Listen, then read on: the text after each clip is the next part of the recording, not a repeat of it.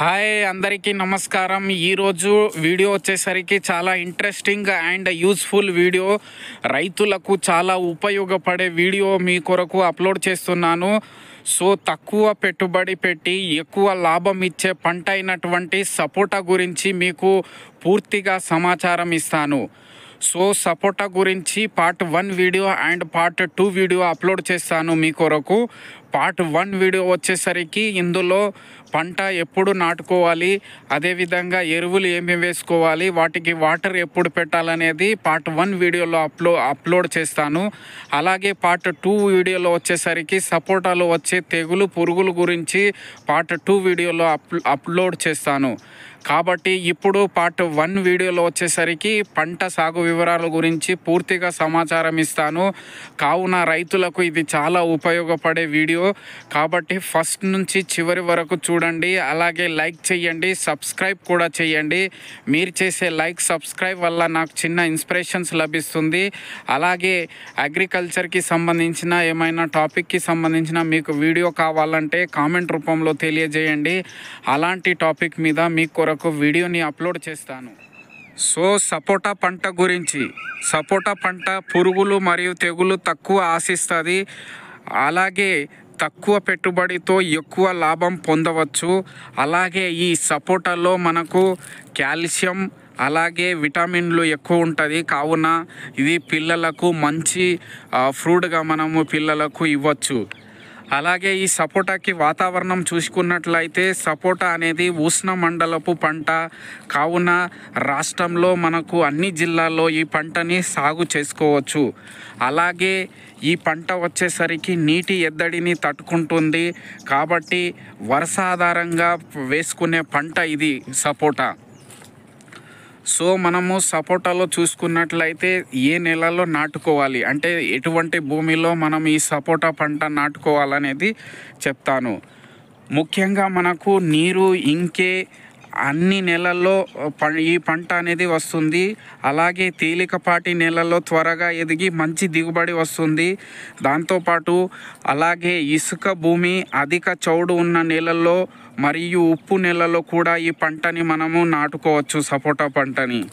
అలాగే మనకు భూమి యొక్క pH చూసుకున్నట్లయితే 8.5 నుంచి 9.0 pHm ఉన్నంత వరకు అటువంటి నేలల్లో కూడా మనకు ఈ సపోటా పంటని సాగు చేసుకోవచ్చు. సో ఇంతకుముందే చెప్పాను, ఈ పంట అనేది నీటి ఎద్దడిని తట్టుకునే స్వభావం ఉండడం వల్ల కావున ఈ సపోటా పంటని మనకు కొండ ప్రాంతాల్లో అలాగే లోతు తక్కువ ఉన్న నేలలో కూడా ఈ పంటని సాగు చేస్తున్నారు. అలాగే ఈ సపోటాలో చూసుకున్నట్లయితే మనకు రకాలు వచ్చేసరికి క్రికెట్ బాల్. ఈ క్రికెట్ బాల్ వచ్చేసరికి పండ్లు పెద్దగా ఉండి గుండ్రంగా ఉంటాయి. ఇగో ఇలా చూడండి, ఇట్లా మనకు పెద్ద పెద్ద సైజులు ఉంటాయి క్రికెట్ బాల్కి అన్నమాట. అలాగే ఈ క్రికెట్ బాల్ రకం అనేది పొడి వాతావరణంలో బాగా పండుతుంది అన్నమాట.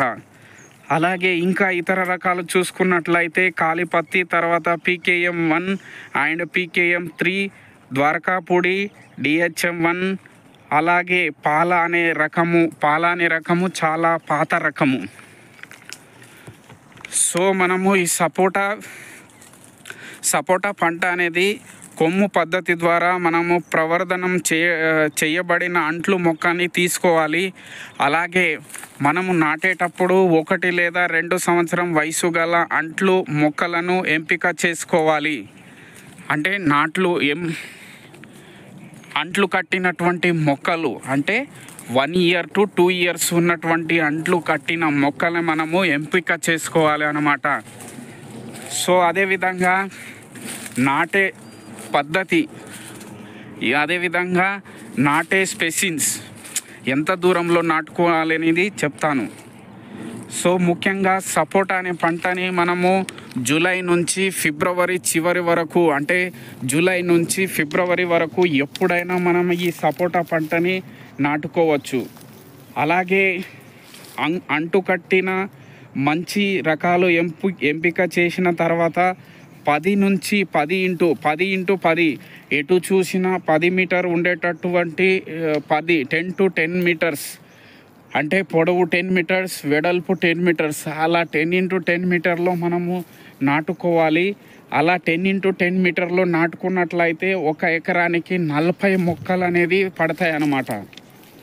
అదేవిధంగా అధిక సాంద్రత అంటే మనకు దగ్గర నాటుకున్నట్లయితే అధిక సాంద్రతలో 5 × 5 మీటర్ దూరంలో మనము ఈ పంటని నాటుకున్నట్లయితే 1 ఎకరానికి 160 మొక్కలు పడతాయి అన్నమాట 1 ఎకరానికి. అలాగే మనము మొక్కలు ఎంపిక చేసుకున్న తర్వాత డిస్టెన్స్ని పెట్టుకున్నాము. అలాగే డిస్టెన్స్ పెట్టిన తర్వాత గుంతలు తవ్వుకోవాలి. గుంత పరిమాణం వచ్చేసరికి 1 × 1 × 1 అంటే లోతు 1 మీటరు, పొడవు 1 మీటరు, అలాగే వెడల్పు 1 మీటరు గుంతలు తవ్వుకోవాలి. ఆ గుంతలో వచ్చేసరికి 30 కేజీలో బాగా చివ్విన పశువుల ఎరువులు వేసుకోవాలి. 30 కిలోలు, ఒక గుంతలో 30 కిలోల పశువుల ఎరువులు, అలాగే 2 కిలోలు ఎస్ఎస్పి, అలాగే 2 కిలోల వేపపిండి, అలాగే 2 కిలోల మనకు 2 లేదా 2 నుంచి 3 కిలోల పాలిడాల్ పొడిలు కూడా దొరుకుతుంది. ఆ విధంగా పాలిడాల్ పొడి లేదంటే వేపపిండి వేసుకున్నట్లయితే పురుగులు లాంటివి ఆశించకుండా మనము ఈ లోపల నాటుకున్న తర్వాత పురుగులు ఏం రావు అన్నమాట. దాని కొరకు వేపపిండి లాంటివి వేసుకోవాలి. సో ఇక్కడ గుంతలు తవ్విన తర్వాత 1 to 2 ఇయర్స్ మొక్కని మనం తీసుకొచ్చి నాటే ముందు మనము గుంతలో నాటేటప్పుడు అంటు కట్టిన మొక్కను తీసుకొస్తాం. కాబట్టి ఇక్కడ రైతులు కొద్దిగా గమనించాలి. ఏంటి అంటే అంటు కట్టిన భాగం అనేది భూమి పైన ఉండేటట్టు ఆ విధంగా పెట్టి మొక్కను పాదులో పెట్టుకొని అంటు కట్టినది అనేది భూమి పైన ఉండాలి. ఆ విధంగా పెట్టుకొని నాటుకోవాలి. అదేవిధంగా దాని తర్వాత మనకు అది గాలితోని కింద పడే అవకాశాలు ఎక్కువ ఉంటాయి. కాబట్టి ఆ కింద పడకుండా మనము కర్రతో దానికి సపోర్టింగ్ అనేది ఇవ్వాలన్నమాట. సో అదేవిధంగా మనము నాటిన తర్వాత ఎరువుల యాజమాన్యం, ఎరువుల యాజమాన్యం చూసుకున్నట్లయితే తొలకరి తోటను ఇరువైపులా దుక్కి దున్నాలి. ఇప్పుడు ఎగ్జాంపుల్ ఇక్కడ చూసినటువంటి విధంగా మనం దున్ని ఈ మధ్యలో ఖాళీ ప్లేస్లో అప్పుడప్పుడు మధ్యలో దుక్కి దున్నుకోవాలి.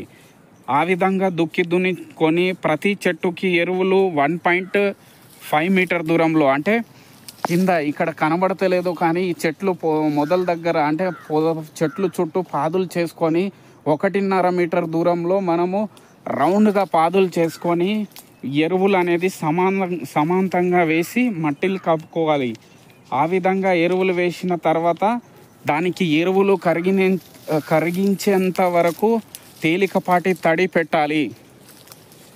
ఆ విధంగా మనం చూసుకున్నట్లయితే 1 to 3 ఇయర్స్ మొక్కకు, అంటే 1 నుంచి 3 సంవత్సరాలు ఉన్నటువంటి మొక్కకి 50 గ్రామ్స్ నత్రజని అంటే యూరియా, అదేవిధంగా 20 గ్రామ్స్ భాస్వరం డిఏపి, అదేవిధంగా 75 గ్రాము పొటాష్ ఎరువులు ఇవ్వాలి. అలాగే మనకు 4 నుంచి 5 సంవత్సరాలు ఉన్నటువంటి మొక్కకు 110 గ్రాము నత్రజని, అలాగే భాస్వరం 40 గ్రామ్స్, పొటాష్ 150 గ్రామ్స్ వేసుకోవాలి. భాస్వరంకి బదులుగా ఎస్ఎస్పి సింగిల్ సూపర్ ఫాస్ఫేట్ వేసుకున్నట్లయితే 1/4 కిలో అంటే 250 గ్రామ్స్ ఎస్ఎస్పి అనేది వేసుకోవాలి భాస్వరంకి బదులు. అలాగే చూసుకున్నట్లయితే 5 నుంచి 8 సంవత్సరాల మొక్కకు మనకు 200 గ్రామ్స్ యూరియా నత్రజని, అలాగే 80 గ్రాము భాస్వరం డిఏపి, లేదంటే డిఏపికి బదులుగా 500 గ్రామ్స్ ఎస్ఎస్పి, అలాగే 300 gram MOP muriate of potash.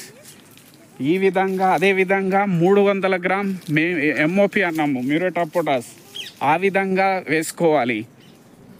అలాగే 8 సంవత్సరాలు పైబడి ఉన్నటువంటి మొక్కకు 400 గ్రామ్స్ నత్రజని యూరియా, అదేవిధంగా 160 గ్రామ్స్ భాస్వరం లేదంటే ఎస్ఎస్పి 1 కేజీ ఎస్ఎస్పి వేసుకోవాలి. అదేవిధంగా potash muriate of potash 750 gram వేసుకోవాలి. ఇలా ఎరువులు వేసుకోవాలి. ఇప్పుడు నేను చెప్పినటువంటి ఎరువులు ఒక్కొక్క మొక్కకి వేసుకున్నటువంటి ఎరువులు, అది కూడా గ్రామ రూపంలో చెప్పాను, ఒక చెట్టుకు ఇన్ని గ్రామ్ అనేది. ఆ విధంగా మీరు కూడా రైతులు వేసుకోవాలి. అలాగే తర్వాత చూసుకున్నట్లయితే మనకు నీటి యాజమాన్య పద్ధతి. సో ఈ సపోటా పంట అనేది ఆల్రెడీ నీటి ఎద్దడిని తట్టుకుంటాయనేది చెప్పాను. సో ఈ నీటి యాజమాన్యం చూసుకున్నట్లయితే సపోటా పంట నీటి ఎద్దడిని ఎక్కువ తట్టుకుంటాయి. అదేవిధంగా నాటిన 2 సంవత్సరాల వరకు మనకు వేసవిలో నీటి ఎద్దడిని గురి కాకుండా చూసుకోవాలి. అంటే ప్రతి 15 రోజులకు ఒక్కసారి తడి అనేది ఇవ్వాలి. అది 2 సంవత్సరాల మొక్క వయసు గల మొక్కలకు. ఆ తర్వాత మనము వాటర్ మెయింటెనెన్స్ చెయ్యకుండా ఆల్రెడీ నీటి ఎద్దడిని తట్టుకుంటాయి ఈ మొక్కను. కానీ 2 ఇయర్స్ వరకు అయితే అది కూడా వేసవి కాలంలోనే ఒక 15 రోజులు గ్యాప్ ఇచ్చుకుంటూ ఒక్కొక్క తడి అనేది ఇవ్వాలి. సో అదేవిధంగా మనము వాటర్ చెప్పాను. దాని తర్వాత వచ్చేసరికి కలుపు. ఈ కలుపు ఏం చేయాలంటే మనకు దీనికి స్ప్రే లాంటి ఏముండయి, కానీ మనము ఈ మొక్కలకు మొదల దగ్గర ఉన్నటువంటి నెలను అంతా ఖాళీ ప్రదేశంలో ఉన్నటువంటి నెలను దున్ని ఆ తర్వాత మధ్యలో ఖాళీ ప్లేస్లో ఉన్నటువంటి వాటిలో పచ్చి రొట్టె పరువులు లాంటి సాగు చేసి 40 రోజులకు వచ్చిన తర్వాత దానిని ఆ భూమిలోనే కలియదినుకోవాలి. అలా చేసుకున్నట్లయితే భూమి అనేది సారవంతం కాకుండా నీటి నిల్వ సామర్థ్యం అనేది పెరుగుతుంది.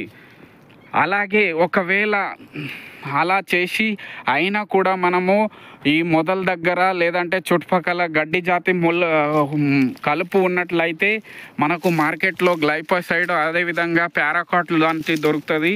వాటిలో ఏదైనా 1 లీటర్ నీటికి 5 to 8 ml కలిపి సపోటా చెట్టు మీద పడకుండా జాగ్రత్తగా పిచికారీ చేసుకోవాలి.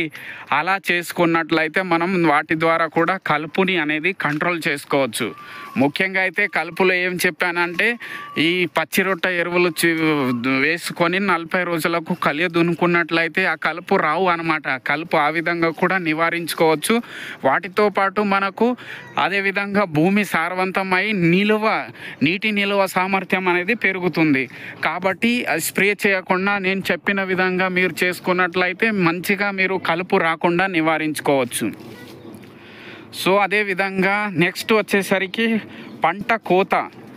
ముఖ్యంగా ఈ సపోటా పంట అనేది ఫస్ట్ నాటినప్పటి నుంచి మనకు 4 సంవత్సరం అంటే 5 నుంచి 6 సంవత్సరం తర్వాతనే మనము కాయలు అనేది తీసుకోవాలి.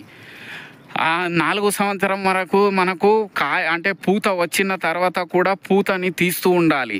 4 ఇయర్స్ తర్వాత 4 ఇయర్స్ వరకు 4 ఇయర్ తర్వాత అంటే 4 సంవత్సరం దాకా పూతని తీస్తూ ఉండాలి. అవి 4 సంవత్సరం వరకు మనం అనేది కాయని తీసుకోవద్దు. అలా తీసుకుంటే దిగుబడి అనేది తగ్గుతుంది. కావున ఆ పూత వస్తే పూతని తీస్తూ ఉండాలి. ఆ తర్వాత 5 ఇయర్స్ నుంచి మనము పూతని పెట్టుకొని కాయ అనేది మనం పొందుతూ ఉండొచ్చు. కాయని తీసుకోవచ్చు. 5 to 6 ఇయర్స్ తర్వాత కాపుకి వస్తుంది. ఆ పంటని మనం 5 ఇయర్స్ తర్వాత పంటని తీసుకుంటే మంచి దిగుబడి వస్తుంది. అదేవిధంగా పక్వానికి వచ్చిన కాయనే కోయాలి. పంట కోత గురించి చెప్తున్నాను కాబట్టి మనకు ఇప్పుడు ఇక్కడ చూడండి, మీకు ఇక్కడ కనబడుతుంది కాబట్టి ఈ పంట మనకు ఆల్రెడీ కాయలు వస్తుంది పెద్దవి. ఈ విధంగా పెద్ద కాయను చూసి రైతులు ఏం చేస్తారంటే హార్వెస్టింగ్ చేసుకుంటారు. కానీ అది పక్వానికి వచ్చిన తర్వాతనే కాయని హార్వెస్టింగ్ చేయాలి. ఆ పక్వానికి వచ్చిన కాయ ఏ విధంగా ఉంటాయంటే పొట్టు అనేది దానిపై ఉన్నటువంటి పదార్థం రాలిపోయి అది బంగాళదుంపల వరే మనకు కనబడతాయి. ఆ విధంగా కనబడితేనే మనము కాయని హార్వెస్టింగ్ చేయాలి. అదేవిధంగా కాయలకు ఒకటేసారి కాయ కోత కోయడం కన్నా 3 నుంచి 4 సార్లు మనము కోతలు అనేది కోస్తూ ఉండాలి. అంటే ఒకటేసారి చెట్టులో పైన చాలా కాయలు ఉన్నాయి చూడండి, అలా మనం అన్నీ ఒకటేసారి కాకుండా 3 నుంచి 4 సార్లు మనం కోతలు కోస్తూ ఉంటే మంచిది. అదేవిధంగా కోతలు కోసేటప్పుడు తొడిమిలతో సహా మనము కాయని కొయ్యాలి. కాయలను తొడిమిలతో సహా కోసుకొని ఆ కాయని నీడలోనే ఉంచాలి. ఆ విధంగా మనము నీడలో పెట్టుకోవాలి. తర్వాత దిగుబడి చూసుకున్నట్లయితే సహజంగా మనకు సాధారణంగా 10 సంవత్సరాల వయసు గల చెట్టుకి ఒక్కొక్క చెట్టుకి మనకు కాయ చూసుకున్నట్లయితే 1000 నుంచి 1500 కాయలు వస్తుంది. అది 10 సంవత్సరాల వయసు గల చెట్టుకి. అలాగే 20 సంవత్సరాల వరకు ఉన్నటువంటి చెట్టుకైతే మనకు ఒక చెట్టుకి 2000 నుంచి 2500 కాయలు వస్తాయి. అదేవిధంగా 20 సంవత్సరాలు పైబడిన ఉన్నటువంటి కాయకి ప్రతి సంవత్సరం మనకు 3000 నుంచి 4000 కాయలు ఒక్కొక్క చెట్టుకి ప్రతి సంవత్సరం వస్తుంది. కావున రైతులు ఇప్పుడు ఈ పంట సాగు వివరాల గురించి పూర్తిగా సమాచారం ఇచ్చాను. గురించి ఇప్పుడు మీకు ఇంతకుముందు క్లియర్గా వివరించాను. అంటే ఎప్పుడు వేసుకోవాలి, ఏ టైంలో వేసుకోవాలి, ఎరువులు ఎంత వేసుకోవాలి, ఒక్కొక్క మొక్కకి నీటి యాజమాన్యం ఎలా ఇవ్వాలి, అలాగే కలుపు ఎలా తీయాలి, కలుపు నివారించుకోవడం ఎలా అనేది పూర్తిగా వివరించాను. కాబట్టి రైతులు మీకు కూడా పొలం ఉండి ఉన్నట్లయితే మీరు కూడా ఈ సపోటా పంటని ఎంచుకొని మీరు కూడా సాగు చేసుకోవచ్చు. నేను చెప్పిన పాయింట్ విధంగా నేను చెప్పినటువంటి కొన్ని ముఖ్యమైన పాయింట్లని పాటించుకొని మీరు కూడా సాగు చేసుకోవచ్చు. ఎందుకంటే ఇది నీటి ఎద్దడిని తట్టుకునే పంట.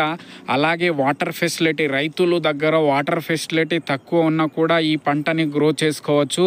అలాగే తక్కువ పెట్టుబడి, ముఖ్యంగా ఏంటంటే పెట్టుబడి ఎక్కువ పెట్టవలసిన అవసరం ఏమి లేదు.